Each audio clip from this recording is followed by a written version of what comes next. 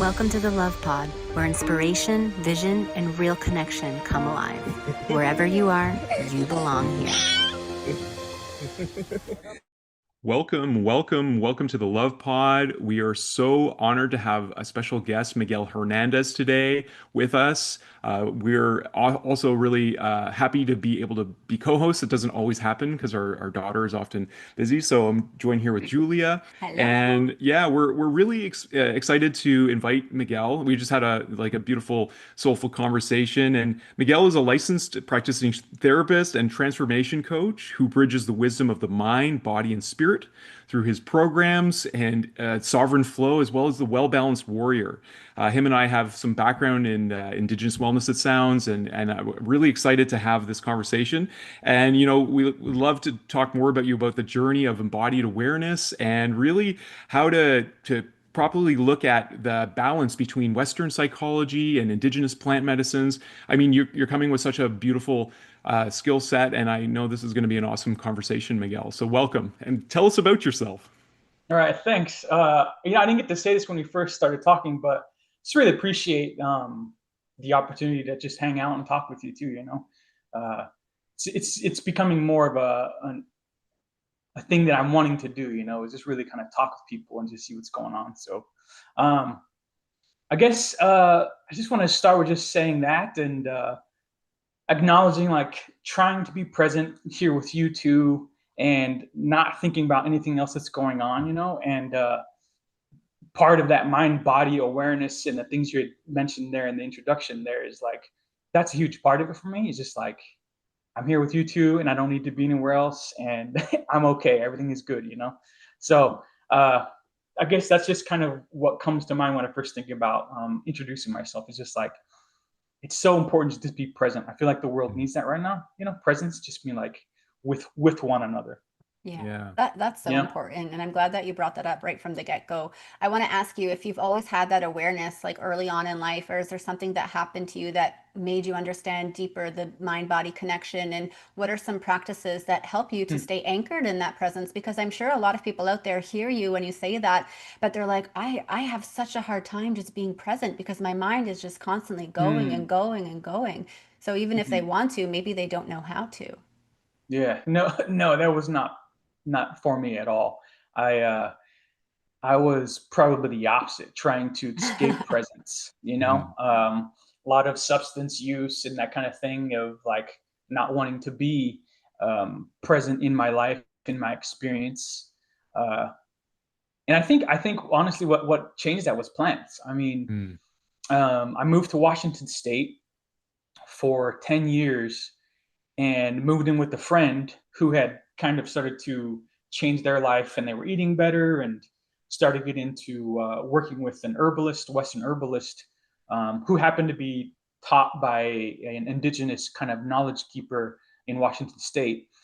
And that was kind of like this moment where I was like, wanted to maybe start to embody and inhabit this mind and body of mine, and be like, maybe I'll try to uh, see what the experience is to just be present and all Mm. that. Um, so the plants were a huge part of that, because it was like I wanted to learn about them and understand them, and which ones can I eat and which ones are good for this and good for that. And so um, you had mentioned previously about sitting in the woods, and that was a huge thing that just uh, really helped me be present, because I'm just listening to the animals and listening to the trees, listening to the leaves, and all of a sudden it's like, oh man, I don't like all the thoughts I'm having, and I Mm. can notice that I don't want to be there. I'm starting to think about trying to push these thoughts out, and all that was like the introduction of like, boy, there's a lot to work there through in my mind, by being present. And I think that's what you're saying, is I think it's why it's one of the reasons it's so difficult for people to be present, is sitting in silence and solitude. It's all you have left is you and the stuff that's going on that you potentially have probably avoided most of your life once you start to kind of be quiet and sit in silence. Um, so yeah, I think that's the beginning process.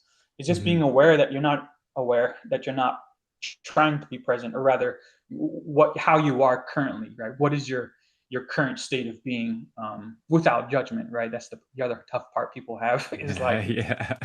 I'm not perfect, and so I'm all screwed up. But when it's like, we're all just kind of living. So yeah, Yeah.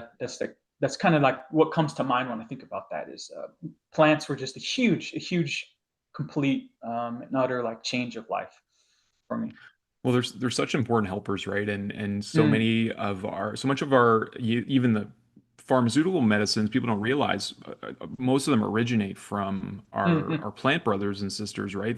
It's that connection. But I feel like what's so missing in this day and age is the relationship piece, because Mm. people have been so conditioned to just, oh, I have a pain, I have this, just take a pill and avoid or cover up.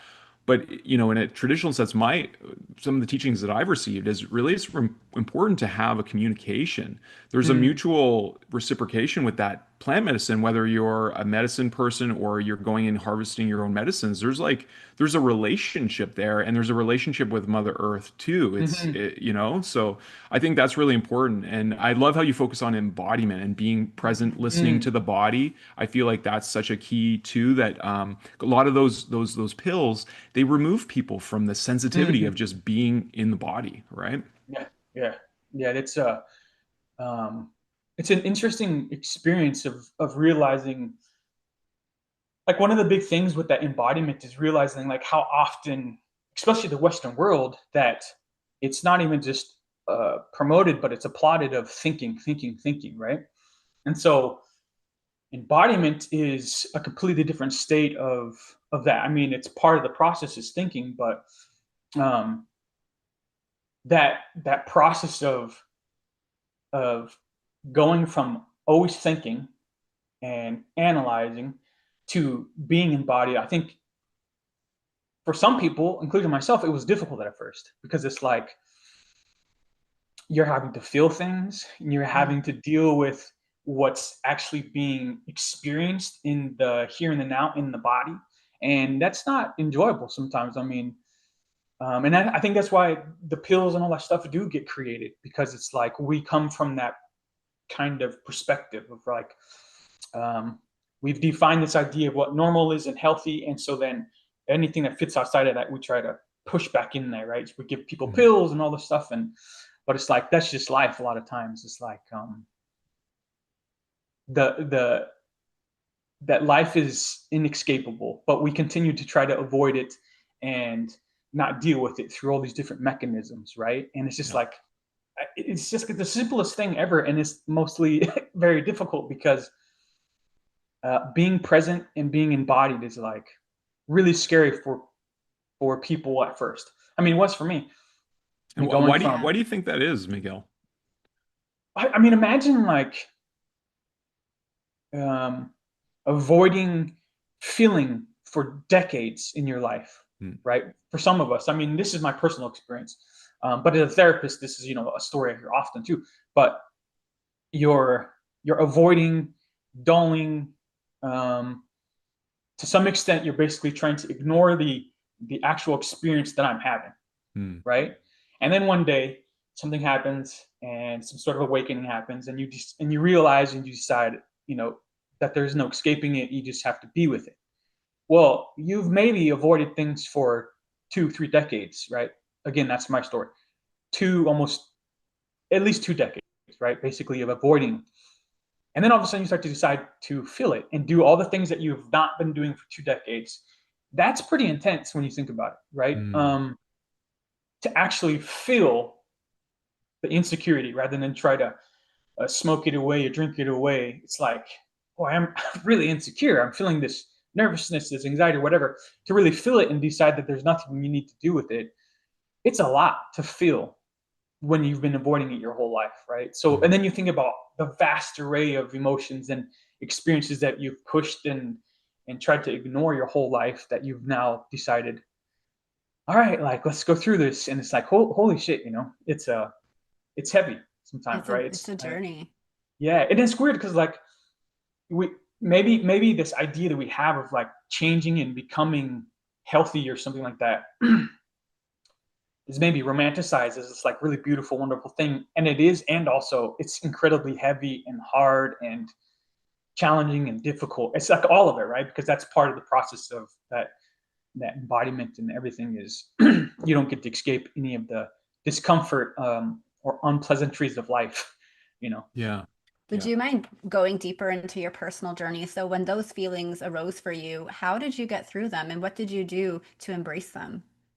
I think at first it was like, honestly, it was um, finding myself just sitting with them, like um, quite literally just sitting there, just by sitting here, and I'd be like, man, and I would find myself old mechanisms popping up quickly, right, in my mind and my body of like, what would be so wrong with like a couple of hits of a joint or something, like not that big of a deal, right, whatever, right, like, or something. So I find while sitting with that, uh, noticing that part comes up. There's parts of myself that wants to go to these old mechanisms of relief of like, this is intense, The and void, yeah. yeah, and so I think honestly, that's really honestly as simple as it is. I just will just sit with it. I'll just sit with what is going on, and recognizing that there's nothing to fix, there's Mhm. nothing to change, there's nothing wrong.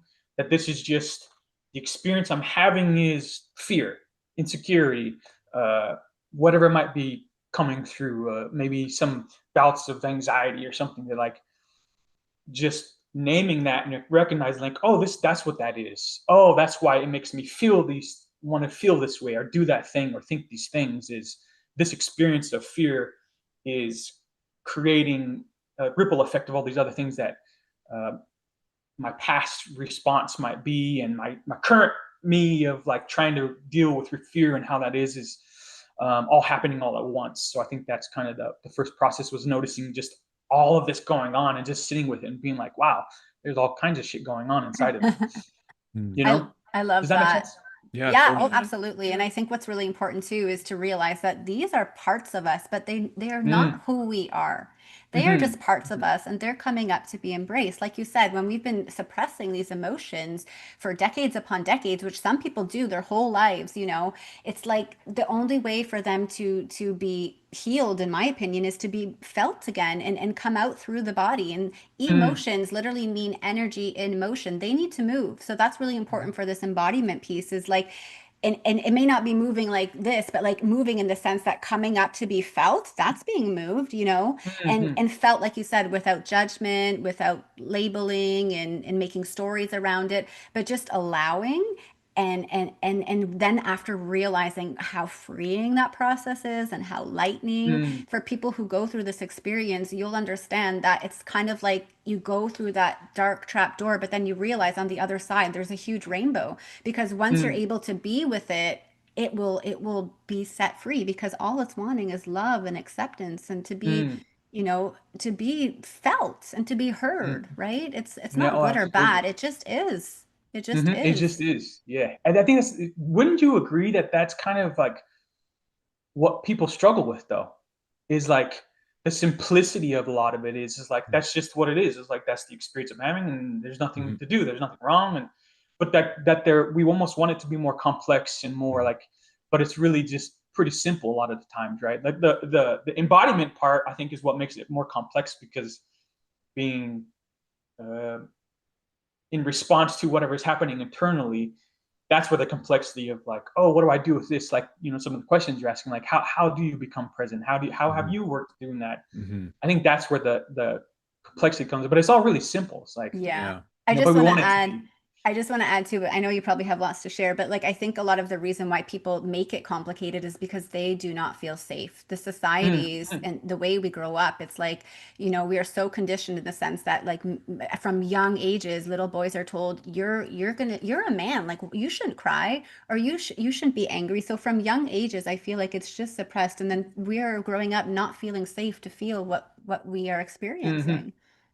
mm-hmm, Yeah, and I mean, we've already talked, there's huge, markets out there. There's huge profit engines that are basically based on keeping people in their sympathetic nervous system and flight or fight, and knowing that they will buy more products when they're not feeling good, but not wanting to cure the problem, because then you lose a customer, right? And so yeah. there's a lot of that kind of, I think, paradigm shifts that need to change in our in our world so that we can Hmm. really start seeing our true interconnection, and Right. so yeah, I would like to add some perspective here because I think it's a really important paradox, right? Like you talk about simplicity and also the complexity. And so the name that carries me is Ondakin, and Aki is Anishinaabe for land. And it was given to me one of the grandmothers that I had the opportunity to be of service to when I was running an Indigenous seniors program, and just a beautiful spirit. I won't go into the story, but to me, that name is like it talks about keeping the land, being a steward of the land, Mm. and everything that I've learned, up to this point is like looking at all of the form in life as the mother. It's the Mm. expression of the land, right? Like my body, literally, the only way it's grown has been from connection to her, from nutrition and support from her being carried in my mother's womb, who also came from the land. And so in that, it's like the body. I mean, I used to say this intellectually to people, is like we are trillionaires walking around, we just don't know it. Like we're Hmm. these complex microbiotic beings who are so interconnected to in ways that we are barely beginning to understand as a Yeah. species, and yet we normalize the miracle. And when Hmm. why we really founded Lightheart Vision was when we had our home birth with our daughter, and I had the opportunity to catch her, and the level of presence and intelligence that she had in that moment, just her presence, it was just so strong, and she looked Mm. right in my eyes and then looked right in Julia's eyes. And it was just such a moment of like witnessing the pure miracle that life is, that we Mm. can so get cluttered in our everyday, like the stresses and all the stuff that are imposed on us. Hmm. And but again, like one seed, one egg, already I don't know how many cells were in her body, but she was a very complex, and seeing her grow and develop, in 21 months is just so amazing. Like every day is miracles. Like seeing her now, Hmm. she's singing and she's putting sentences together, and we're not teaching her how to do those things. She is so actively engaged in learning. So Hmm. there's that complexity, but like you said, man, like love is the most simple thing to Hmm. me in the universe. Like it's our connection, it's our glue, and it's like love grows that, and yet love is like just this, like you can feel it when you're getting Hmm. it, when you're in a circle with it, or Yep. when you're not. So it's yeah, there's paradox, and I think there's a lot of value in paradox as well. Oh yeah. I love paradoxes because it's like you can't really like figure them out to some extent. They're just something to experience. Again, this comes back to like uh, the embodiment of like, it- generally speaking, I feel like the way that I approach life now is to stop trying to figure things out and Mhm. think my way through life and to feel my way through life more. That's like the simple the simple version of it all is I like love that. I'm just trying to feel my life now. I'm done trying to intellectualize everything. I'm done trying to analyze everything, trying to fix everything, trying to figure everything out. um because the more I've done that, I mean, at this point, I don't know how you two feel about it, but I don't know. Every time I've ever thought of anything, I'm like, I don't even know. I mean, I don't even know how that thing works to begin with. Or I think about the Wi-Fi, like how this is happening. I don't know how far you all are away, but it's like it's all happening through some mechanism that I fully can't even understand Mhm. of like how Mhm. this video is working. Like people, like you're saying, normalizing like the magic of the world. Like there's so many things flying. Like there's so many things that happen of like we're just kind of like, hmm, but that's what the beauty of kids do, Mhm. is they help remind us of like the wonder of like everything is brand new to them. So everything Yeah. is like, what is this? What is that? Um, but I feel like part of that was what has been also part of my process as well of embodying and using curiosity and feeling life was when I have my son too. Is like we had an at-home birth as well and all that, and Beautiful. it's like that process was and still ongoing. It's just this constant like, wow, like being an adult was really lame in the sense of the way we've created it as the Western world, because Yeah. it's all very thinking, it's all very intellectualized, and it's like, but when you think about it, children don't quite literally have the developed brain yet. So they are sensing beings. Their Yeah. whole existence, which is why it's so important, like, the children's lives in the beginning, because everything is getting like kind of that sensing and feeling, right? So and I'm like, that's how I want to live. I want us to feel. I mean, so to feel the world around me, feel the plants, feel the people, Yeah. feel my experience, rather than trying to think it through all the time and intellectualize it. Yeah. We Beautiful, brother. I appreciate we that saw very a much. Yeah. Appreciate Canadian you. once, and he told us that being a baby is like being on an eternal acid trip. Yeah, that was his whole joke. His wife was like she was some kind of psychologist. I don't know if she was a neurophysiologist or something, and she Uh-huh. explained to him that the state that a baby is in is very much like that LSD activates. So that was the kind of the punchline of his joke. I forget his name as a Yeah. Yeah. comedian. Yeah. Yeah. Yeah. But it's like just total open feeling, like it's like an open nerve, and I remember, actually I have a lot of memories of being a young boy, and I was so enamored by the miracles of it. I would spend so much time at like the creek looking at water striders, and like being Mm-hmm. so fascinated with like spiders, and like Yeah. all the intricacies, or just looking at the sky and seeing rainbow. Like Yeah. everything was so miraculous. And I would Yep. look around me at the grown-ups, and I noticed even some children, like they lost it at certain points earlier than others. And I'd be like, you're forgetting this. Like Yeah. you're Yeah. not Yeah. seeing it. And I don't know how I captured it. I think it's my curiosity and my like artistic kind of inclination to create, because I feel like when an elder told me this one time, and I've always, thought of it. It's like when we're creative, we honor the creator, Mm. because so much of our society is based on consumption and Mm-hmm. like filling that void. But I don't think we come here to be consumers. I feel like we come here to be co-creators, right? Mm-hmm. Mm-hmm. And I think this is a beautiful kind of bridge point to ask you, like, so about sovereign flow and the well-balanced warrior. Now that we know more about you, Miguel, like, how do you work with people? Are you take them into the land? Are you like, Mm. yeah, what's your approach to really helping people with that embodiment piece? Love that question. I was about to ask him that. Oh, okay. Well, I beat you Oh, he wins. He wins. I guess I'm making the shift to wanting to do more in person because everything has been virtual. Um, I shifted. I didn't go back to school until like 5 years ago. So I graduated December 2020. Boom, Oh, COVID kind of wow. stuff. So Wow. at the beginning of my stuff, it was all virtual.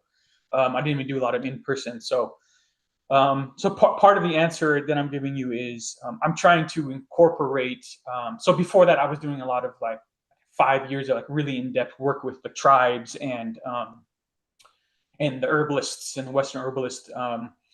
And then I did the last 5 years of really in-depth just being a therapist. Like I wasn't working with plants. Like I literally just dropped all of it and was like, I am going deep into the human condition in the mind. Mm, And so part of that answer is like I'm in the process of bringing them back together. Of like, mm, how do these two coexist? Because they do coexist currently, but how can we do it in a more conscious way? So mm, part of the process of embodying is that like I'm doing the work internally by myself by saying like how do those two fit together exactly? How does the indigenous way of perceiving and experiencing the world and the Western way of perceiving and experiencing the world, how can they get along really well? And they get along really well beautifully. I mean, that's what I did my bachelor's degree on, was like how do those two fit together? But so currently though, in the work that I'm doing, that's where I'm headed, is like I want to do more in-person stuff. I think fasting, we talked a little bit about that, is a huge part of it. Uh, I want to do like sweat lodges, but because I don't have that, I want to do more just like saunas and stuff because I don't have mm. that kind of connection. And I don't know how you are, but I've been around enough natives to learn that if I say I'm doing sweat lodges, I can get like attacked because I don't have the medicine, I don't have the connection, Yeah. I'm not Indian enough kind of thing. So it's just kind of like I'll Hmm. just call them therapeutic sweats, so I Hmm. can do whatever I please. Hmm. Um, but that's an idea. It's like I want to start to have the embodiment part will be that like here's the actual literal experience of how this feels, Hmm. and to bridge those experiences of thinking to feeling, because anybody's ever been in a sweat lodge, a sauna, any hot, being outside hot, like there's no escaping the feeling inside Yeah. the body of like it's hot, man, I'm sweating. Yeah. Oh Yeah. yeah. But virtually currently, how I try to take people from that thinking feeling is I'm always one assessing that process of quite literally like session or two might just be like just a moment ago, you had just said, "Oh, I was just about to ask him," and I could see the energy, excitement in your body of like, "Dang, like I was thinking the same thing as him," and I have people pause and be like, "What's that feel like?" Like excitement. Like, tell me what excitement feels like in your body. So they'll stop, right? Because it's not a thinking process. It's like, oh, it's like an energy in my chest, and I Mhm. almost feel like my voice is raising, and I'll start to notice what excitement feels like in the Mm. body, right? So I'll do that. I'll do some positive experiences. So it's always like, just stop and tell me what that feels like, right? People say, I feel anxious. How do you know? Tell me how you feel anxious. Tell me how you know you feel anxious. What is your body communicating to you, or your experience communicating to you for you to say those words, I feel anxious. Maybe So pausing butterflies in the people, stomach. yeah. So that's how I do it. I post mostly just stop people and tell me, what does that feel like? Not tell me what you think about that, but what does that feel like, that experience that you're talking about, rather than uh, tell me what thoughts come to mind with that. Um, so one is just allowing that space to let them feel, but it's always like starting out with that positive experience, right? Mm.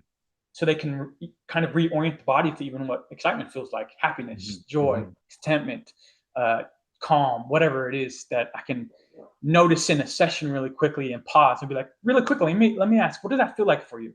And then they get them in that space. So that's the beginning of the process of in a virtual experience, is Mhm. slowing people down and just having them feel that experience they're having, or describing what they're thinking in more of a sense of like, well, tell me what that feels like in the body, that thought you're having or whatever. So does that make sense, the Oh idea? yeah. Yeah, totally. That's I'm a gonna great say approach. something before I go because I know I gotta go soon. But I love that, and Nathaniel and I do that very often with one another. Like where we have this embracing process where we like ask what it feels like in the body and where it is, and we Mm-hmm. even sometimes give it like colors or like textures, and It's deep somatic inquiry. yeah, but I just want to make a point. I love how you said like you think about it in a positive way first, because for example, like I didn't understand this maybe till a couple years back. Like we can think of something as bad when in reality it's just an emotion. Like for example, anxiety. I just want to Mm-hmm. give that as an example. Like maybe before coming into this call, I'm just giving an example. Maybe I was feeling a little bit of anxiousness, in my tummy or wherever it may Mm-hmm. be. And it could be though that maybe it's not just anxiety, maybe it's excitement, right? Like I'm Mm-hmm. feeling energy because I'm excited. We're going to get to talk to you and it's going to be a cool conversation. But like Mm-hmm. sometimes if we go deep into that inquiry process, we can realize it's not always what we think it is, Uh-huh. you know? Yeah. Yeah. I say often it is, because we're so used to the bigger, quicker emotions, right? Like anxiety feels more, people have a relationship to that much quicker. Like anger for me was a big one for me for a long time. Like I knew, but like you're saying, when I paused and I stopped and I noticed a subtle layer, I'd be like, you know what, actually, I'm overwhelmed, Mm, and it's being expressed through anger, because that's just a natural way that I've always expressed most of the things that I've been feeling. Because I Mm. started to pause and be like, oh wow, a lot of times I'm angry, I'm feeling anxious, overwhelmed, annoyed, frustrated, irritated. Um, that there's so much more going on there, right? But it yeah. takes the moment of pausing, right? And like the idea you said is like, nothing is bad or good, but when people, as a therapist, I've learned that when some people embodying, just stopping and feeling for a moment is incredibly difficult for them. It's very challenging. Even just to tell me what's excitement feel like, they'll be like, you could tell that like stopping and going inward inside the body is heavy for them. So Oh that's why yeah. it's like, even the positive, what we consider positive emotions or experiences, can be heavy for some people, because they've been in survival mode for so long, Hmm. right? I mean, Mhm. it's a terrible thing to be in, Mhm. but that process is the very beginning process of just slowing people Absolutely. down. I mean, it's basics too. Like sometimes I'll be going and freaking out, thinking about what's going on in my life. Life happens. There's not much we can do about it, and I'll just go back to that real basic thing. Sometimes I'll just pause and go, okay, what is going on internally? What am I feeling? How does that feel? What's going on? Okay, all right. And just to do that, just to literally just stop and be like, okay, I'm overwhelmed, I'm feeling a bit cluttered and all this stuff. Okay, and so that pausing and that being in kind of coherence of like what it is going on, there's this natural flow now of like what needs to occur next. Mm. There's no necessary tool or technique or strategy after that. It's like I am here with my experience, I'm feeling it, acknowledging it, and Hmm. not doing anything with it besides being with it. And from that space, there's this natural response that you don't really have to uh, force. There's no force there, right? You Mm. know, going back to the idea of co-creation, that's kind of the idea of co-creation for me is it feels like it's a co-creation or manifestation, you know, that we hear.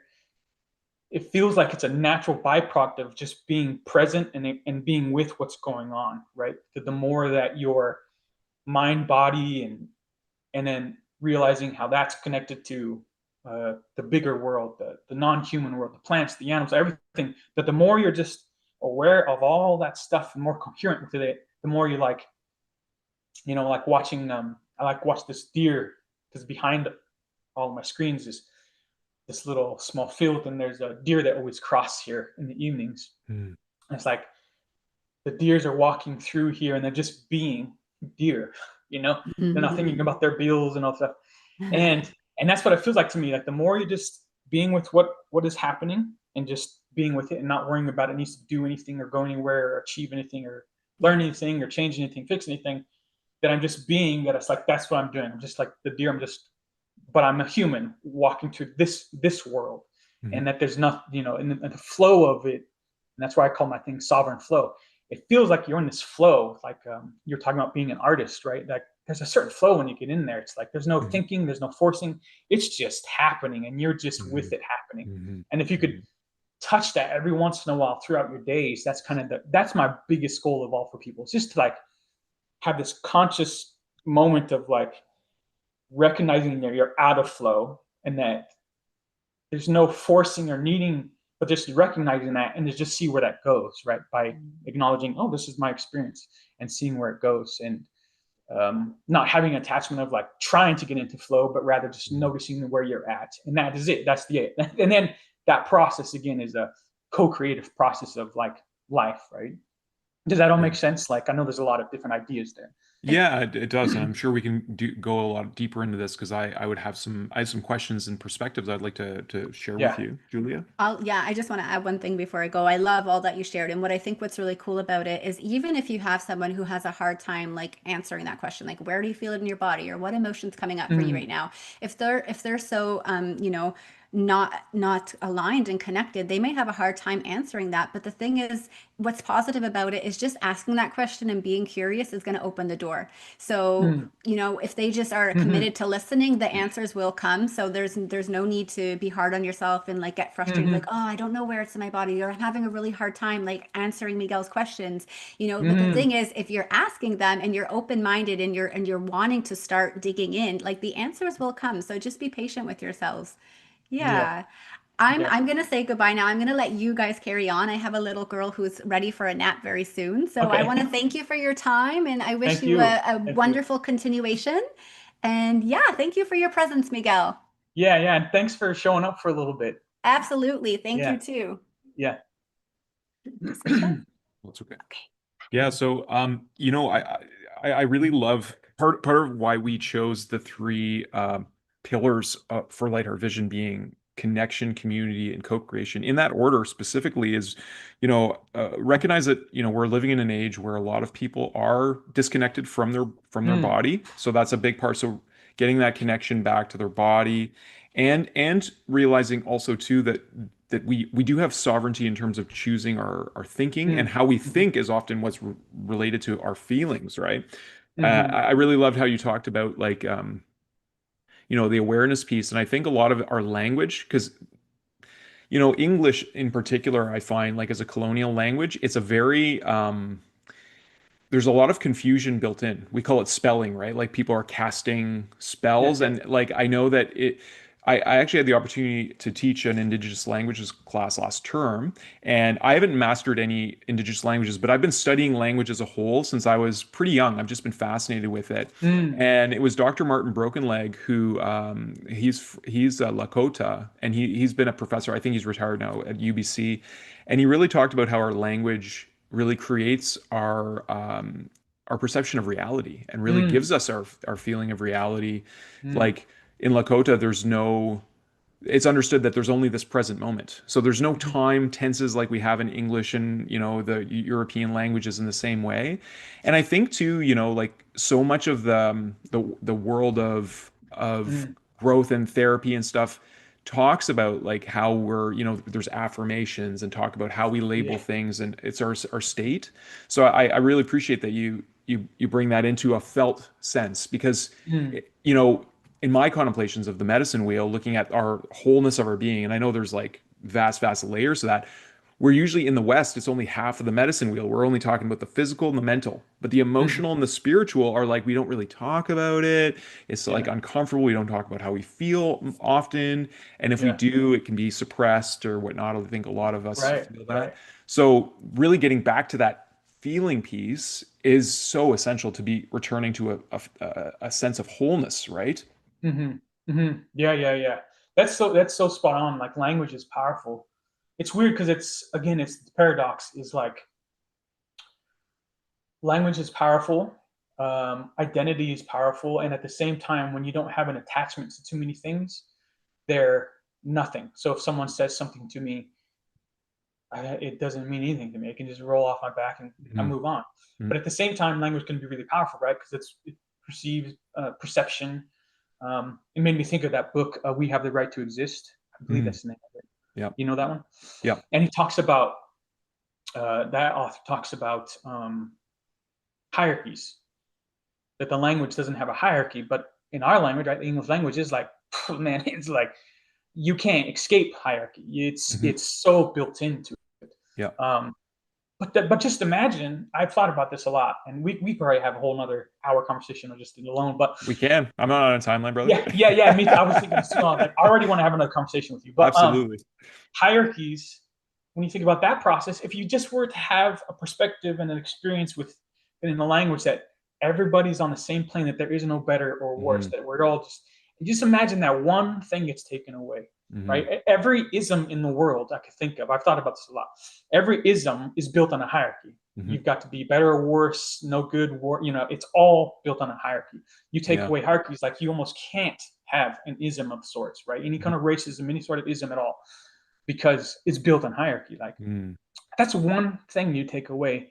And if you imagine like you're describing a language that has that built within, which means everybody experiences that way and perceives the Mhm. world that way. And like, man, what and so when people don't realize what's been taken away to some indigenous Mhm. people, it's like realizing that you're not taking away a culture and a language and their food, and you're taking away something that potentially I could see like was such a way of being in the world Mhm. that is completely we can't even fathom at this point Yeah. because it's like the hierarchies alone. I worked recently in Seattle with the Seattle Indian Health Board, um, and this woman I work with, her name's Layla. She's awesome, and part of the work we do. So as a therapist, everybody's a client, Yeah. yeah, Yeah. a patient, and working with her, everything we write and everything is called relative. Everything's a relative. And when you realize the power of language, again, it's Mm. nothing and it's also everything, because that's the Mhm. paradox of the world. That like when you start to realize if you named everything as a relative, Mhm. the non live things, right, in the Western world, Yeah. the rocks and the plants and all these Yeah. things as relatives, Mhm. and also people that are not your relatives, but they're your relatives. Yep. If you just understood the implications of referring to everything inside and outside yourself as a relative, how much that could ultimately change the way that you interact in the world just by having that Mhm. paradigm in your own mind shifted of everybody's a relative, Yeah. everything's a relative. Yeah. The way you interact with it is going to be different, right? Because Hmm. the way you interact with the coworker that you dislike versus the family member, the relative that you love and care for, and our children or whatever, completely different. But if Yeah. you just took a little bit of that, everybody's my relative, imagine the shift that could make, you know? So I really Yeah. appreciated that part that she had said, because I stop and think about those little things, you know, Yeah. and I'm like, wow, that is really powerful. Like Mhm. everybody's a relative, everything is Yeah. a relative. I'm like, man, that's so I've constantly been doing that in my own mind, you know, reminding myself, oh yeah, we are all connected, but that's just that extra reminder of the Yeah. connection that we all have. It's like we are relatives. We're all on the same earth trying to Yes. make it live here too, you know. Yeah, Naka Nagana is, means all my relations. And that's, often like the sentiment a lot in ceremonies. And that to me, that's why I felt so much like I could just be myself in so many Mm-hmm. of the circles I was in, because you're Mm-hmm. talking about the circle versus the hierarchy. I've thought a lot about the hierarchy. I've traced it back to like Greek times when Aristotle basically took emotions and started decompartmentalizing everything. And that's really like a mental exercise, because like you're saying, it's like the felt experience can't be really relegated to words. We can Mm-hmm. talk about shared experience, and I think this is one of the gifts of humankind, is our ability to articulate languages. But I think of Mm-hmm. even a lot of the old songs, and how they were using vocables, because they weren't necessarily giving meaning, they were giving feeling through the sound. They were Mm-hmm. giving connection through that shared heartbeat of the drum that really, in my awareness, has been part of every indigenous culture around the world. And similar, I love that you brought up like some of the identity politics, because it's definitely been something that I've noticed and seen, and to me it's like I've understood now that even my Irish ancestry, my French ancestry, at some time they had indigenous roots, but they Mm-hmm. were affected earlier by colonization. And I think it's through this imposition of beliefs and structure like hierarchies that um, you know, many of them lost that connection to the land, and Yeah.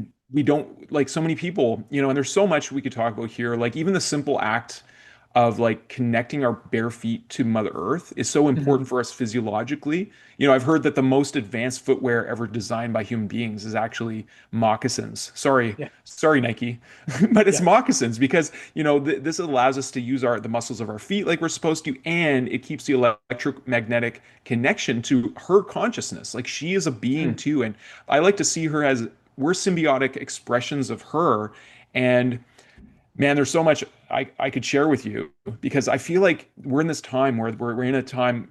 The other part of this is like almost every indigenous culture talks about this time of prophetically, Mm-hmm. like we're in a time of great awakening. So Mm-hmm. I think the embodiment work is so important, because to me, spiritual enlightenment only happens through embodiment. It's not an intellectual process. Mm-hmm. It's like becoming more and more conscious in the body, because I Yeah. believe our spirit lives to a certain extent within the body. And as so much as we have these entanglements or emotional parts of ourselves that are unresolved, those are parts of the land that needs to be healed and loved too. So the more we do our Mm-hmm. work within ourselves and connect to her, we're like, I literally feel like we're making the world lighter, by doing Yeah. our own work. Yeah. Absolutely. Right. You know what you're pointing out, what I've come to, that uh, me working on myself, like you're saying, right? It's like the more I embody, the more I sit with, the more I just go, okay, this is my stuff, this is my experience. The realization is the fractal patterning or the mirroring of that I am this, like you're saying, we're trillions. I mean, you can't even fathom. Like, I don't even want to pretend to know what that means, trillions. Yeah. But that's like we are walking like galaxies and universes when you think about it. Mhm. And so when you realize all the fractal kind of uh, the nature of fractals is like the more you do that embodiment and work on the self, the realization of how that is such a mirror and of what is happening around us, Mhm. right? I mean, the more I work with my systems and the more I just sit with how I feel, the more I see that out in the world all the time Yeah. with other people, the way we manage the resources, the way we work with everything. It's like it's all the same stuff. The Western mind, the way, you know, because at some point, this is the crazy thing, and this is like another conversation too, is like we're all indigenous at one point. We're all living connected. And then something happens, and there's this new, it seems like there's a new perspective or new way of being comes, and it's like starts to colonize the earth to some degree, right? And I think that process has done something to where like we've disconnected from that process that I'm describing there, which is like the more we knew, I think we knew that the connection of this is the same as that, and so the more you do, you realize how that's all so interconnected. It's just one of the same. That work that you're doing, right, lightening the world of source, is necessary because it's a reflection of also us trying to also address the way that we're managing our external world as well. So the more of us doing the in work of just being like, I am just trying to be authentic, good human being, the more that starts to also do that in the world, right, to some degree, right? Because it's all patterned and fractal in a sense, right? Oh yeah, 100%, man. I'm smiling because, I feel like when we have more capacity to really hear our brothers and sisters when we're doing that. You talked about at the beginning of our conversation, like that stillness. Because I feel like to really listen, and I really started really grasping this being in talking circles, in healing circles. And one of the thing I love about circles is, in contrast to the West, we tend to be very human centric. There's always someone that is the focus, whether it's a celebrity or people are graduating, or, there's authority or whatever, like that hierarchy. There's always a person up there. But I love circles because there's always some symbolic reflection of the creator, whether it's a drum or a fire or water, something that represents that our relationship with that. And when we can really focus on like listening to our peers around the circle, because the truth of human beings, I believe, we've been told so much about how we are, and there's groups of people who like literally believe the world would be better without any human beings, which I find is so crazy. But Yeah. what I think, when we're in alignment with our true stewardship, we are that embodiment of pure listening and feeling one another, and also we get to express, and then we get to be heard. But in circle, there's an opportunity for all of us. There's always more room in a circle, but there's only room for like, one individual or one family or one corporation at the top of these pyramids or Yeah. Yeah. hierarchies. Yeah. And yeah, like I feel like every like true elder that speaks to my heart, all the masters of consciousness, whether it's Buddha or Yeshua or Muhammad, they all had a direct experience of what you're talking about. Like they Yes. just so became so present and aware of that simple truth that we are all related, and they had different Yeah. ways of talking about it. And I think for all of them, they were covered up to a certain degree. But Yeah. now Yeah. we're in this really beautiful time, and I love how you're describing it, because I think it's so simple. And I love that about you, Miguel, is how you make things really simple. It's like it's feeling, like Yeah. feel Yeah. it, be in your life, Hmm. and take risk. And also, I think the big part of the message I heard from you is be responsible for your feelings. Like, don't try to escape them. Don't, but like actually say, this is my life. This is what I'm going through. This is the truth of now, and it will change, as you Yeah. become more aware. Yeah. Yeah. Beautiful, I mean, brother. yeah. Yeah. I think that acceptance is one of the biggest catalysts for change, because it's like, how do you change when you're not fully accepting of like, okay, maybe maybe I have a bit of a temper or whatever, right? Or Yeah. maybe I have a bit of a losing my temper a bit often. Um, when I fully accept that and just be like, well, yeah, I guess. And then, but then you start to do the work, right? Of like, why am I so irritable all the time? And then going back to the bigger picture we're talking about, like the more you do the work, the more you feel what you're feeling, the more you start to realize why I feel irritated all the time. And the deeper work, which you touched on there, which is like, the more I do this, the more I feel like I'm getting in contact, because I've never been religious, right? And I have no connection to my father's side of the indigenous, because of his history, he was abandoned, blah blah blah, a lot of history there. But I have no connection to any of that.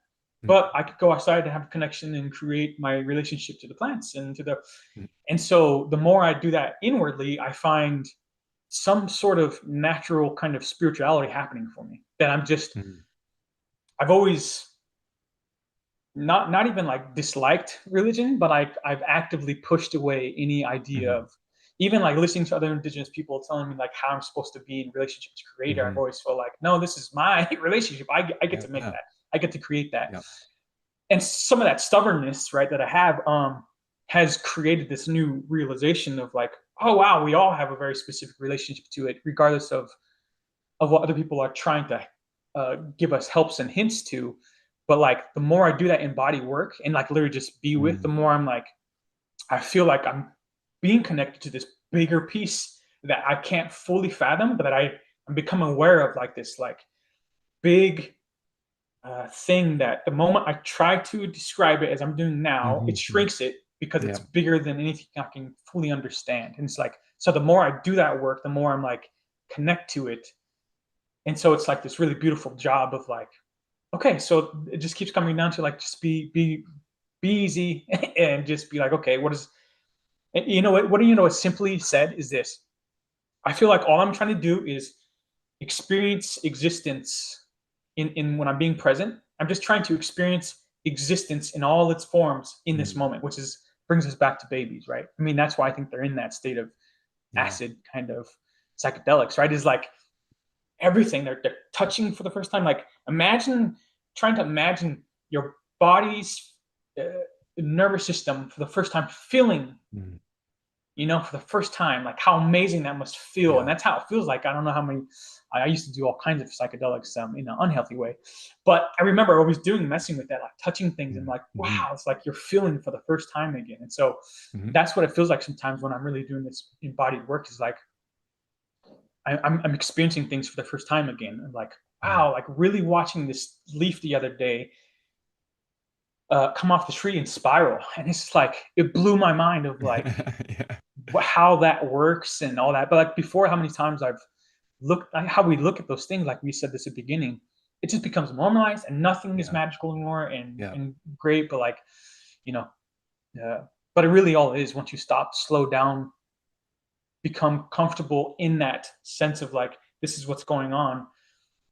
It becomes very like powerful in those moments. And I think that's because you're touching my understanding or my experiences. That's because I'm touching whatever creator source, whatever that is. I feel like I'm Mm. touching it for a second of like, oh shit, this is existence. Like, Yeah. And and I'm in appreciation it. of the beauty. Yeah. And remembrance, right? That beauty is Yeah. happening all around us and taking Yeah. time to really be present to appreciating like, yeah, I agree. I remember watching those seeds that go down when I was a child and just being like, this is the most amazing thing. Yeah. And Just it's watching even, them. it was Da Vinci who, had the idea for the first helicopters by watching those as well, right? So a lot of our inspirations and inventions Yeah. come from just beholding that intelligence that's in nature. Listen, Right. man, I want to run this by you because I love your perspective on this, and we have a lot of similarities. I've had such an out of the box life. I am neither religious, like I'm not religious either, and I say that my friend who was on the show, Steve Setka, remind me like religion, it means more than organized religion. It's about like Mm-hmm. how we practice our day and how we like are connected to the creator. I think that's a big step, is recognizing that we do have a unique relationship with our creator and no other Yeah. human being is supposed to tell us what that looks like. Mm-hmm. And my direct experience that I talked about on the show, it's actually the foundation for our association, is when I was in my early 20s. I was inspired with this divine question while I spent so much time in nature, like contemplating, looking at the intelligent patterns and everything, and really from the lens of science, trying to understand what Mm. what was going on. Like, why do we have a trunk and like so many digits, and why are we this way? And looking at the same patterns in leaves and trees, and then contemplating the Mm. nature of a seed and what is that, and how does that grow into an enormous tree, and all of that led to these questions of like around abundance, is like what would our world look like if we were all participating in this Mm-hmm. awareness of abundance and also doing what we love to do. Yeah. And it was such a childlike question, right? And that's been Yeah. a, Yeah. a leading question. And it was in that moment where a being of light appeared to me in the forest. And I knew that it was Christ. And Mm-hmm. that sent me on a journey. It actually is, I believe, that experience is what led me to work in Indigenous wellness, because I've just been Mm. kind of following my feeling. I don't have a lot of plans for my life, especially at this Yeah. point. I'm more like, what's my bigger purpose? How can I serve in a bigger way? Yeah. Yeah. And then about 11 years ago, while I was working at Indigenous Health Access Center and taking care of the seniors there, I was guided to this bookstore and found these letters that Christ wrote through a woman starting in the year 2000, who he had also appeared to her, and and he clarifies how so much of what he taught was his own pure direct experience of awakening to Mm. this power of simplicity that is the loving intelligence that's everywhere. Mm. Mhm. And but for my challenge, and this is why I'm bringing this up to you, Miguel, is because I found like I've had to be very um, situationally aware, because the word Christ can like close people down, Yeah, or absolutely. they think I'm like some preacher, which I'm totally not. Like I only care about the truth, and Yeah. and I wish I had another word for it, like just call it like X, because Xmas is a symbol for, but now everyone would think I'm talking about a social media platform or Yeah. something. Right. But like to me, his true teachings were very indigenous, because they were his direct experience of re-entering into that state you're talking about, being like totally childlike, but becoming such a Mm. hollow bone, such a clear Mm. channel for creator to express its loving work on people. And that's all Mhm. he wanted to teach people. He didn't Yeah. want to be this idolicized figure. He said, Mhm. we too, we all can do these things and even Yeah. more, especially when we're working together. So I'm bringing this up to you. It's always in my Mm. heart, because I want to convey a message to people that is inclusive, because in the letters Oh he's yeah. very Oh yeah. inclusive, right? So yeah, I just Yeah. felt moved to share that with you. Oh, absolutely. And I think, when I mention like I'm not into religion and all that, I don't mean to put out there like I think they're all crap. I think that what I mean is I just don't have a connection to them, but I Hmm. understand the process and the purpose and the greatness that they do for people. Right. I see it all the time. Right. But I'm with you on that. Like that's how I live my life too. Is like I part of this goes back to language. Like we're just labeling stuff because it's a way to communicate, right? Hmm. We call this thing Jesus, but it's like it's just another example of like the possibilities, I believe, or something like that, Hmm. or how much you can be present and express authenticity and love in the world, and how magical it could be if so one choose to like try, right? I think about that all these other religions and their gods and all that, like that's all it is. It's just all of us trying to get back to the same place of like of being. I always go back to the deer because I'm like, Hmm. because they're just doing that, they're just Hmm. being what they're supposed to be, and Yeah. they Yeah. they know, to some degree, my understanding is like they just know how they fit into the puzzle, and that's Hmm. what they do. There's no Hmm. contemplating. And so, like, because the way we are as humans, we have that kind of thought process. Is like, I think we're all just trying to get back there again. So, like, Hmm. you have the forest, you have the animals going through, and then we have us humans that are. It's just us all just coming back together, you know, like you're talking about with your three words, right? One of them is community and connection and all that, right? And Yeah. co-creation. I feel like that's what we're all doing, is just trying to like figure out how to all work together again and live on this earth again in a way that all of us thrive and flourish. Like how do we do that? Like, because it's not working the way we're doing it. So how do we do that? I feel like that's what the awakening is for me, Hmm. or maybe what I'm hoping it to be, is that they we're all kind of being like, how do we live together so that we're all just like not surviving but thriving, like how do we do that? Hmm.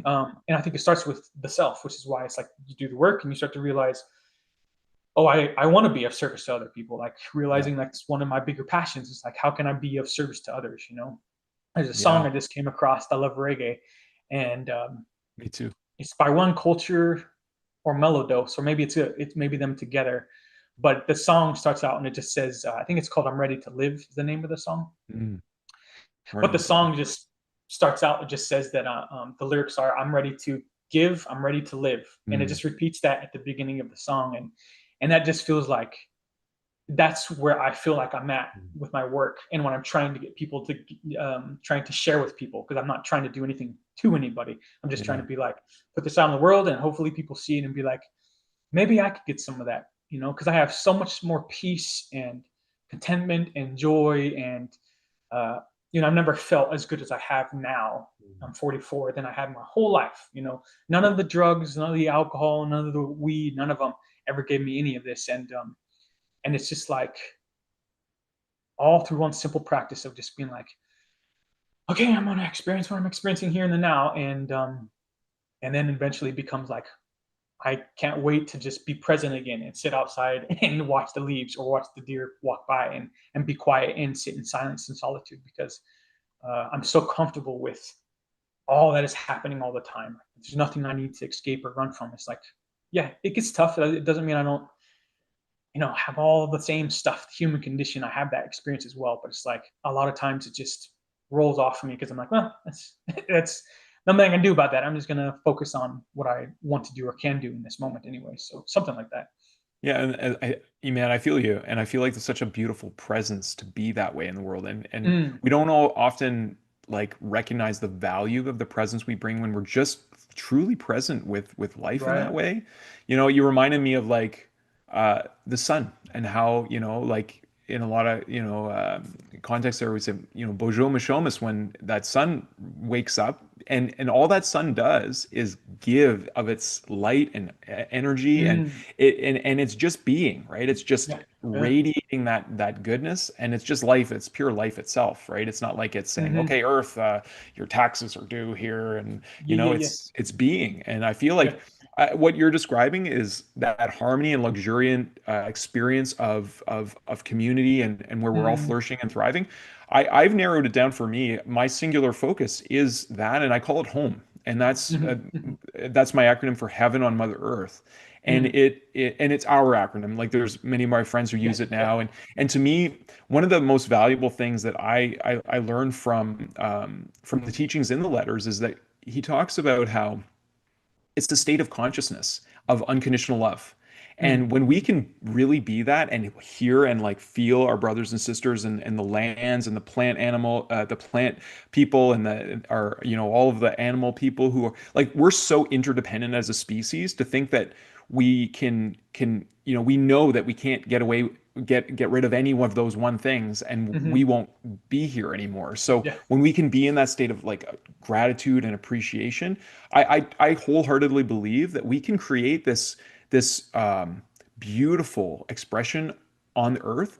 And the other Hmm. thing that I think is important to recognize it's that it's our responsibility. There's Hmm. so many talks of rights and stuff in this time. There's so much Yeah. like tensions that we hear in the ecosphere or whatever Yeah. Yeah. in the rhetoric of society. But when we really look at it like, hey, I have a responsibility for, taking care of this body, for taking care of my thinking, because that actually, we've measured it now. We know it has an electromagnetic field, and if we're not in coherence, like to me, like what's beautiful about this time is we have all this scientific language to comprehend Yeah. better Yeah. how our ancestors talk. They talk about the red road. That's the longest road between the head and the heart, but well, that's talking about heart coherence. That's talking about being in Yeah. a state of love. It's talking about being connected to everything and being in Hmm. alignment with our gifts too, right? Yeah. So, Yeah. yeah, Yeah. man, I really I hear you and I really appreciate that. I can just see you being in the world that way. And I feel like for our listeners, like, do you have a simple strategy, whether it's, maybe it's just going back to what you were saying earlier about just feeling, but like when those thoughts and concerns of the world arise and you say it just flows off of you, is that from just practicing that or are the other strategies that you use? I think part of it is a natural progression to get there, right? Um, of becoming comfortable with my own experience and realizing that none of it's wrong or right, that it just is. And you start to realize how I'm doing that in the world too, how I'm labeling everything as bad and good when it's just like this just something that's happening. And that my interpretation of the experience itself is what makes it bad or good or suffering or not. So like the more that I'm labeling things as like, that was terrible, I had such a terrible time. And it's like, um, but the more that we continue to interpret, so I'd say it's maybe one of the basic tools of that process of unwinding, like letting the world try to smash me all the time, was realizing that I'm smashing myself. That like Mm, I've been the one giving meaning to everything. I've been the one interpreting everything mm, as terrible and this and that, when it's like, it's just, my truck last two, like maybe a couple months ago, the engine blew up and all that stuff. And I could see myself 5, 10 years ago of how that would have destroyed me, of like, whoa, and I remember thinking to myself when it happened, I was like, it was almost like, if a cup fell down and broke in the kitchen, like Mm-hmm. just sweep it up, throw it away, and make sure no one steps on the broken glass. And that Mm-hmm. was my only concern, right? So I just was like, eh, the truck's broken, and there's nothing I could do about that now. And it's going to make some things more difficult, like groceries and all that, but I didn't label it as this Yeah. life-threatening thing. It was just Yeah. like a thing that happened, and now I have to respond to it. Like, okay, so got to figure out how to get groceries for a little bit, and look into fixing it or getting a new vehicle. There was no huge response to it, right? So the interpretation, I think, is maybe the thing I can offer there, is like, just be conscious of what meaning you're giving things, because Mm-hmm. it's probably not that bad as much as you're thinking. I mean, I understand where we create meanings and interpretations from, but that would be one. I mean, there's so many tools that I've kind of Beautiful. created, or rather maybe discovered or was shown through the Mm-hmm. process of being a therapist. But interpretation, meaning making are huge. I have another very specific one, which is like, um, just being aware of like the behavior you have, and like, where's it coming from? Is it Mm-hmm. insecurity, scarcity, fear, vengeance, whatever it is, as a way to also, again, recognize, like, how am I responding to this experience, just to be aware of that subtle, like, oh, that's what's happening here. So Yeah. those are just some quick ones that come to mind. That is beautiful. Like I hear the level of self-awareness and also self-honesty, right? Because we don't always want to say like I'm coming from a place of fear or Yeah, vengeance or whatever. So absolutely. it's really like I love you bring it down a lot to the relationship with oneself, whether it's Hmm. the embodied feeling that I'm going through. And it's so funny as you talk about it, like I'm like listening to this guy, I'm like, this guy's a Zen master, his truck breaks down and he's looking at like a teacup broke on his thing. That's amazing, and I Yeah. feel like a lot of people would love and appreciate to get to that level, and Mm. a level, it's a level of trust with life too, right? It's like things Oh yeah. happen and there's a solution, there's remedy, and it's not like you're not taking responsibility and not like affected by it. You're saying, okay, this is affecting me, I need to now adapt and Right. sweep it up, and I gotta figure out groceries and stuff. And I love that. It's very pragmatic, but Mm. it's very rooted at least from my perspective, a deep spirituality that Hmm. understands that, these things help us to grow, and they're reflections for us, Right. to practice our skills, right? Right. Right. I think you named it though, was trust. When I really began to trust myself to be able to handle what life gives me, and trusting that my life, this existence, is unfolding as we're going, and trusting that those two are not against me. They're not trying Mhm. to destroy me, that I'm just an existence within the existence, and trusting that, like, I don't really know what any of this means anyways, and just like to see what occurs. It's always like a very adventurous kind of, on a quest almost, like feeling of like, let's see what happens next. Like, I don't know what this means for me. But it's very grounded in trusting myself, being able to be like, well, I look at my life, I'm still alive, so obviously I've been able to handle everything that's come to me. So Mhm. starting to feel more empowered with like, I trust myself to be able to handle whatever comes next, because Mhm. I've had worse things than my truck breaking down. I've had worse things than that. I'm like, and I'm fine. I'm still alive. Mhm. I could be doing better, but as far as health wise, all that. But like, again, that embodiment of like, well, we'll see what it takes.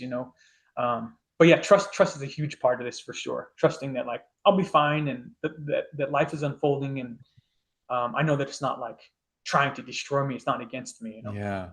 I really love that. To me, I appreciate you for showing that because it's added another element of humility. I feel like true humility, we're told humility is about like, almost being like lowly.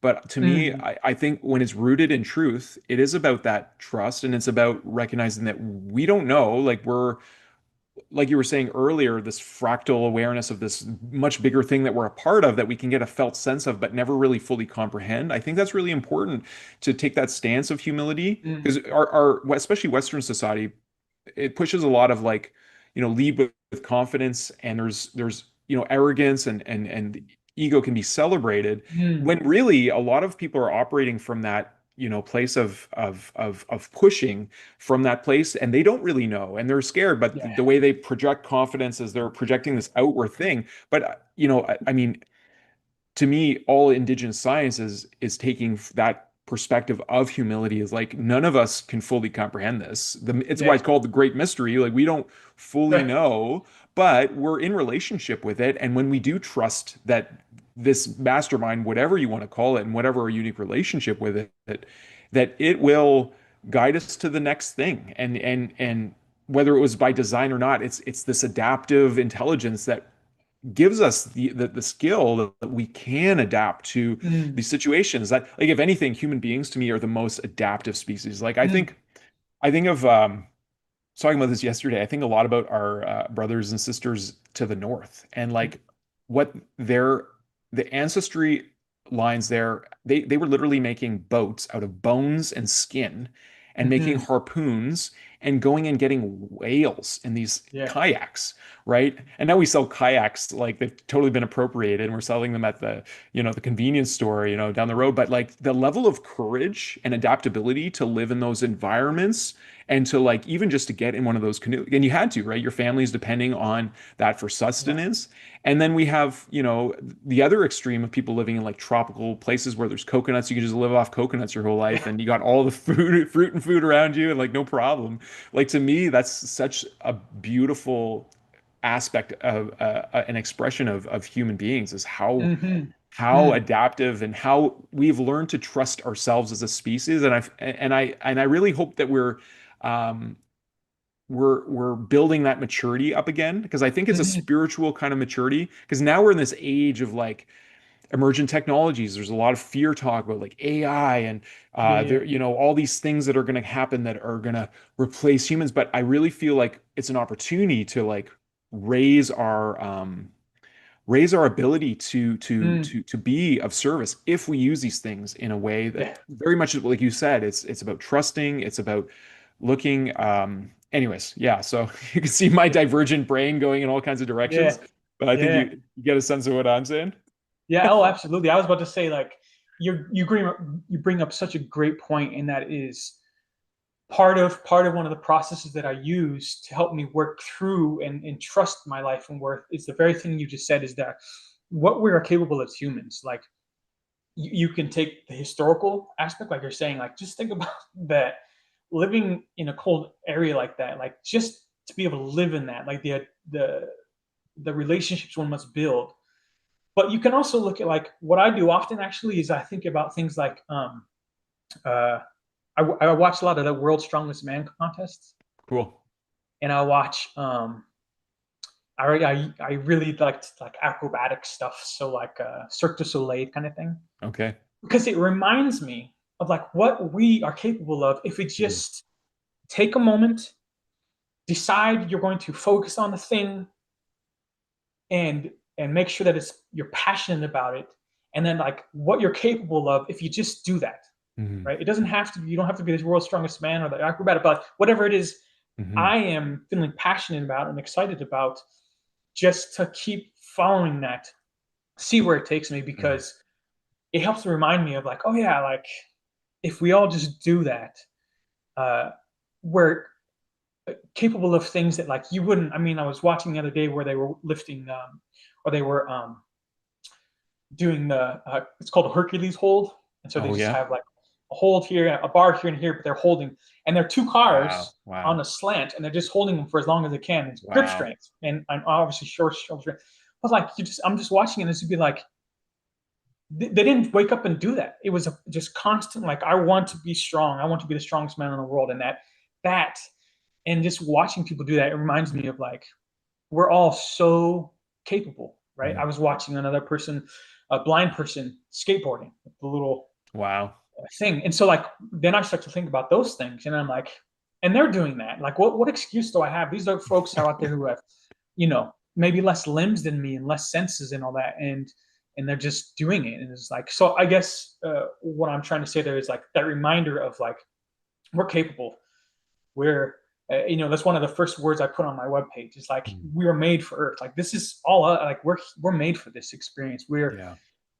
and to help people remember of like that power that we have is part of what my therapy and coaching is like. Mm. I'm not healing anybody. People are healing themselves. I'm just Mm. trying to guide them back to that space of like, you can do this. Like you got it. Like you're powerful, you're capable, you can do this. And so like that's really the base of what I do for my work is like helping people remember that they're capable, that like you're made to be here. Like this is not by accident. So um if you just embody that for a bit, it's like, okay, I can do this, so my truck broke down, who cares, like this is nothing.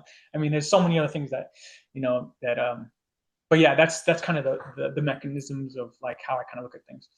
I really love that, Miguel. And you've reminded me of what other elders have said to me too. It's like, we chose these times as well. Like there was an intention to come to Earth, and I love that that statement that you made, to really remind people of that, because I feel like we are coming out of a time where, this very much rooted seemingly in science, but it's more to me dogmatic materialism, thinking that everything is just random, causation, and like even like life itself is just spontaneous chemical combinations that somehow made the cell miraculously, and it's kind of unquestioned, and I feel like there is a new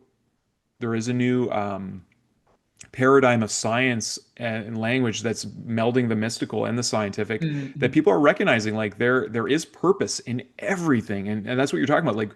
And I love how you bring it about unique relationships that we have with our creator, and our unique purposes that we have, and that we were built for this. So you're Mm-hmm. an embodiment of that. I really appreciate you, Miguel. And I just want to use this opportunity to ask you, where can our listeners find you, and how can they connect with you to continue this Oh, kind of okay. work? um well, maybe you could put this in somewhere when you post this We'll too, have but it all in the show notes as well. okay, Yeah. cool. Miguel at sovereignflowcoach.com is my Cool. email. That's probably one of the best ways to do it, because I put this out there in the world. I try to stay off my phone. So, like, I check my emails and stuff from time to time, but I'm trying to live and not be on my phone. So, Mm. so that's one way you can connect with me. And then I have uh, my Facebook personal webpage. Is just Miguel Hernandez. You could just look me up. I live in Kentucky. I don't know if that's enough to find me. Again, I'm sure it is. I'm not super tech savvy, but those are the two places that I'm mostly going to actually Okay. respond, is either through email or through my Facebook stuff. Otherwise, I just don't have a strong presence online, because it's like I want to experience the world and not be stuck on a screen all the time. So I admire that, brother. Yeah, it's very important this day and age, and I look forward to hearing how you grow your practice and really connect with people in those ways on the land and in the body, and yeah, yeah. I know you're gonna connect with the right people because of how you're living. You're trusting your feelings, and you're gonna find um, the support, because we all need teams to do this work. It's not, we know we Hmm. need community, I think, is Yeah. what it comes down to. And I love that. I mean, I would encourage you to check out School, which has been a platform that I like, but it will definitely have you on the screen more, so I won't even recommend it. Yeah, I But know of School. I've looked at all of the stuff. Yeah, yeah, okay, yeah, to me, like, to me, there is such a need that we put down our screens and really are present, whether yeah. it's with our children, with our loved ones, Hmm. with go and spend time. If it's winter season coming, I talk about grounding, but even just going, putting your hands or your forehead on a tree, and connecting to that. There's an essence in there. There's life in there, Yeah, right? yeah. And we need to make time to connect to that life in some way, shape, or form. Hmm. So I, Hmm. I, I thank you again, Miguel, for being that in the world. I feel like we need to lead by example, and you're doing that, man. Yeah, So really appreciate you. yeah, yeah. And I really just want to say thanks so much for having this conversation. I love talking about whatever comes up. Um, so hopefully we can have another conversation, even if it's not Absolutely. recorded or whatever. But Yeah, yeah. yeah, Hey, always, man. I'm down to keep having conversations. I really have enjoyed this conversation with you. It's been to me very inspiring and beautiful, and like you're always welcome back on the show. So just let us know, and yeah, you know where to find us. I'm excited for people to listen to this and to know that you're available to do this deeper work. And yeah, like I said, like as you continue to evolve your practice, and I could totally see you getting people moving in the land, and whether even if it's not a traditional sweat lodge, Right. just feeling. And I would encourage. Oh, just on that note, maybe a lot of people are wondering about this. I because I came from outside of the box too, and only when I was in college did my mom start talking about her father being made fun of for his indigenous heritage, and I only traced it back to an area, and I don't really have a deep understanding. So Mhm. I started just seeing like I'm a kind man, and I'm also just a human being, and I'm Yeah. a spiritual being having a spiritual experience as a human, and I feel like when we approach that, I'm sure that for you and our listeners listening too, if you feel inclined to like learn about connecting to plant medicines or to elders, going to sweat lodges, whatnot, start forming relationships. Go to community events, go to a powwow, talk to dancers, ask them how you can, Mm. get in touch with the community. Because I feel like the more, at least in every genuine circle that I've been in, everyone is welcome if you come with a Yeah. good heart, Yep. and so I feel like that is something that there can be that trepidation. It's like, oh, that's a world I don't know. But in my experience, I've met some of the most beautiful people and friends of my life just showing up and being willing to help in whatever way I could, and just to learn about all the beautiful cultures that are around us. Because I think in the mainstream, it's normalized to like, to take a pan-Indian approach that, there's this one Yeah. Indian culture, but the diversity is so massive. Like we just came from the West Coast, and like everything from the language, but yet there's this shared, perspectives there. It's connection to the land. It's Hmm. what you talked about. It's that understanding that we are relatives, that we're interconnected, that we're in a circle together. And the elder Hmm. doesn't sit in the center of the circle and tell everyone that they're doing wrong. They sit in the circle with. So I feel like there's some commonalities across the board, but there's so many beautiful cultural expressions here on Turtle Island. And Hmm. do you have anything to add to that, or? No, I think yeah, that it um, building relationships, and I think this goes back to what I was discussing a little bit is, um, don't use people, right? If you're Yeah. trying to connect with people to be like, oh, I'm just trying to do this to, maybe do a sweat lodge or maybe do some peyote or something like that. Like, don't use people. Like, build relationships, and that's exactly what you're describing, right? It's like if you're wanting to connect with whoever, I honestly think that like most people, if you're being honest about like trying to build a relationship and not just be like, I want to do the thing and use the thing and use them for my own well-being or my own spiritual journey, Yeah. it's like that's not a good place to be, anyways. Like, Mhm. build connections and relationships wherever it is you're going. I think Mhm. that's the only thing I'll add is like, but the exact same thing. I think Yeah. everywhere I've gone, I did a storyteller mentee, and some of the elders I've worked with said the same thing. Like, all this stuff is like medicine. It needs to be out there, Mhm. but again, there's a very specific relationship you have to use to it. If it's just another uh, westernized consumer Mhm. spiritual journey kind of thing, it's like it's just going to be the same thing. It's just going to be the hat, the shoes you want to. It's just like a thing that you can consume and buy. Yeah. But if you're really serious, I think it's that the depth of relationship that you're trying to build. That's where that all comes from. Is Yeah, I'm so appreciating you adding that voice to it. It's so important. I've seen a lot of elders, like in my role in various capacities. I saw a lot of tokenism happening, and like, I'd have people reach out, be like, I need an elder to do a land acknowledgement, and and then dancers to show up, and can they do it for free? And like, no, no trying to build those relationships. And a lot of the in a lot of contexts, like a lot of elders want to do that work, and they yeah, don't ask for anything in return, but they can. That is, to me, it's forms of abuse, because they put their life into this work. And if you just give someone some tobacco and say, okay, I expect you to do all this stuff for me, like that's not that's not how you would want to be treated, right? It's like, exactly. I just want to call you up and use you real quick for this thing because I want to get some pictures and some things online. Like, this is not about going online so that you can post online. This is like you're building a relationship with another human being, but again, like for me, it's everything. Like you're building a Yeah. relationship with it. Yeah. Like be real, like authentic. Like if it's not something you want to do, then be real about it and be like, Mhm. this doesn't feel like I want to do this. I want to be part of it. There's Yeah. nothing wrong with that. But don't just do things because of, again, like we're getting to the bigger picture there is like be conscious of like your efforts. Is it from ego? Is it from what space is this connection being made from? Because that Yeah. matters. Totally, 100%. I think it's a perfect place to end. Yeah. If I asked this to some of our guests, Miguel, and I feel like they're the perfect guest to ask. So, if you could have a megaphone and everyone in the world could hear you say something at one time, what would you say? Geez, that's like something I want to contemplate for weeks. Uh, You don't have to answer right now. We can have you next time on the call let if me you want. give me like a second to see if anything arises. So Okay. I had a megaphone and everybody could hear me. Yeah.